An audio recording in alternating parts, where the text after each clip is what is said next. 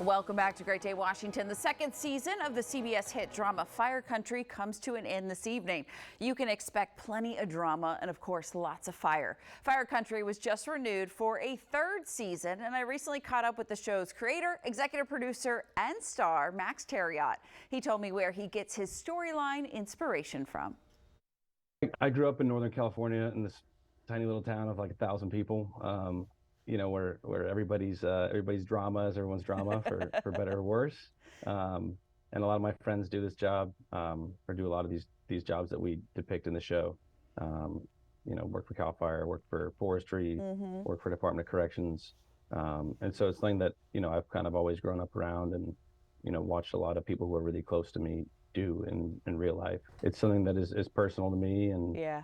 I'm just excited to bring these stories to people and show these stories of redemption and, get to see people from different walks of life come together with one goal, one purpose, and, kind of push out that positive message as well. And Yeah. and obviously have some fun, exciting and wild firefighting scenes. Lots of inspiration. Crazy drama, some crazy drama, some crazy character drama. stuff. It wouldn't be fun if it wasn't for the crazy drama.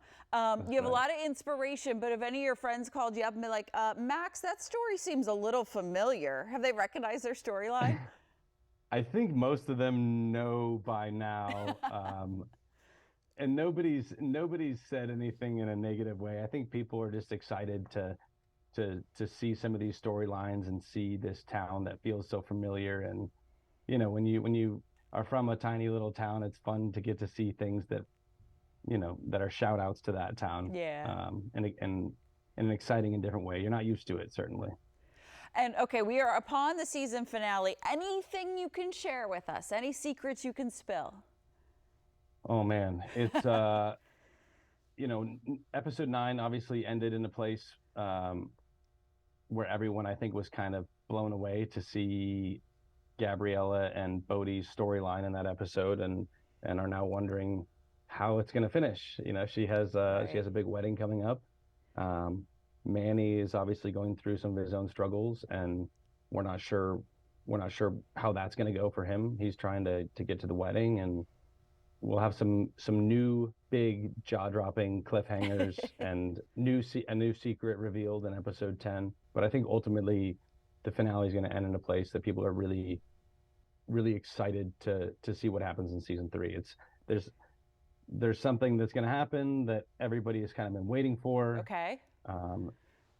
Which I think is great. The audience will be really, really fulfilled by that. And I don't know. I think I'm really excited because I just think that 10 wraps up a lot of things in a really great way, while not totally wrapping them up too much. So you want to see what happens in season 3. Well, you gave me a lot more information than I was expecting, so I appreciate that, Max. You're welcome. One quick thing, I know your wife, Lexi, kind of pushed you to be in front of the camera for all of this, but as I was kind of doing my research on you, I'm checking out your family. Every person in your family's name has an X in your name.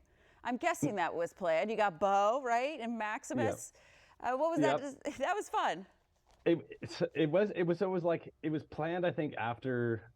I think we couldn't decide what Bo's name was going to be. We didn't know, if he was going to be a boy or girl or what we were having. Okay. My wife didn't find out with either one. And so we picked all these different names. We actually didn't have any girl names with X's at the time. I don't know what we were going to do if that happened. And then once we had one boy, it was like we tacked an X onto his. And then as soon as he was Bo with an X, we were like, well, when the next one was born and he was also a boy, we were like, well, he has to have an X or he's going to feel like left out here. I love it.